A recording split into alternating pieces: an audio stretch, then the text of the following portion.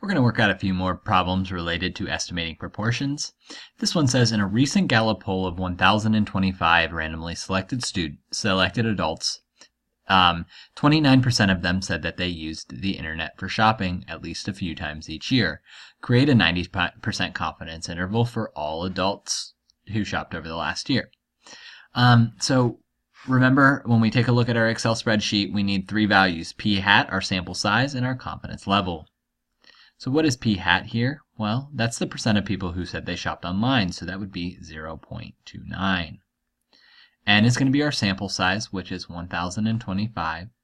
And then our confidence level would be 0.90, because we said we wanted to be 90% confident. So I'm going to go over into my Excel spreadsheet. We're going to enter those values in. 0.29, 1025, and 0.90. And we get 0.2669, let's say 0.2667 and 0.3133. So our interval was from 0.2667 to 0.3133. Now, we want to write our answer both as an interval or as in that plus minus notation. So I need to find, let's figure out what values we need. So 0.2667 is my lower value. My upper value is 0.3133. My middle value is going to be that p hat value, or our sample, or our point estimate or sample proportion, which is 0.29. And then I need to find this margin of error here. How do I find that? I do the big value minus the middle value. So this is going to be 0.3133 minus 0.29.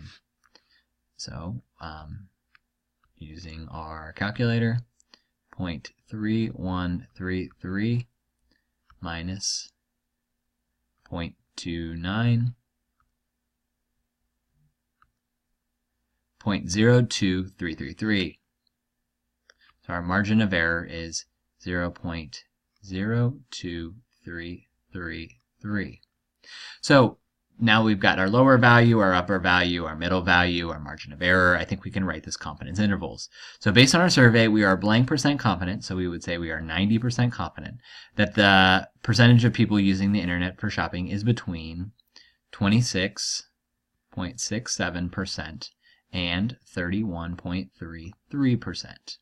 Or if we wanted to write it in terms of our point estimate plus minus our error, it would be we are 90% confident that 29% of people use the internet for shopping within a margin of error of so our margin of error is 0.02333, so we'll just say 2.3%. Okay, and the next one, it says, use the sample data for the confidence level to construct a confidence interval estimate for the population proportion P. Remember, the values I need are P hat, I need N, and I need E. Our P hat here will be, well, we don't have that provided to us, but we can find it divided by doing X divided by N, which would be 432 divided by 800, which is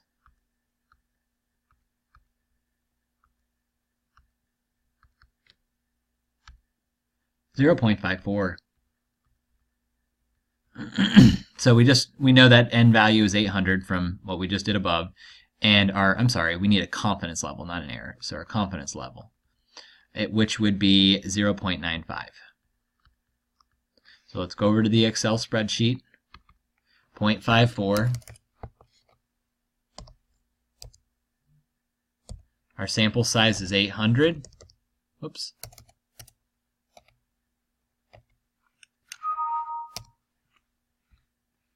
Our sample size is, 800. And our confidence level is 0.95. And so this says from 0.5055 and 0.5055 and 0.5745.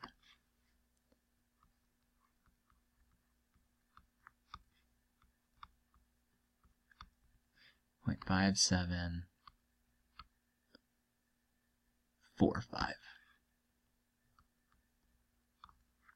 So we've got our lower value, we've got our upper value. We really just need to go find that margin of error. So 0.5055, 0.5745.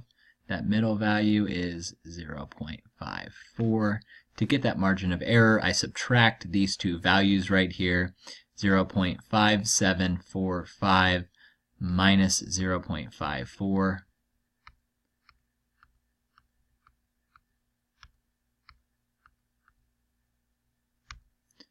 0.0345. So our error is 0.0345.